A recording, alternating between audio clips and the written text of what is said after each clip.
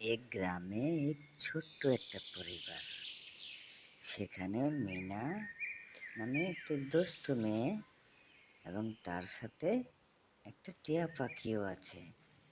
সে দৌড়ে তার দাদুর কাছে গিয়েছে কিছু খাবার চাইতে। তো দাদু খাবার দিচ্ছে আর বাবা গাভী থেকে দুধ নেওয়ার জন্য যাচ্ছে। তো ও তার বাবার পিছে পিছেও যাচ্ছে বাবাকে হেল্প করতে এবং দেখতে।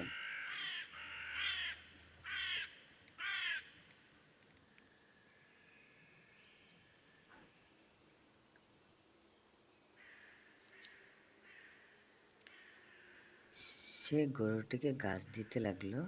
গরুটিও সুন্দর খেতে লাগলো, কিন্তু গরুটা মাছি নাড়াতে গিয়ে গোতা মেরে মিনাকে ফেলে দিল।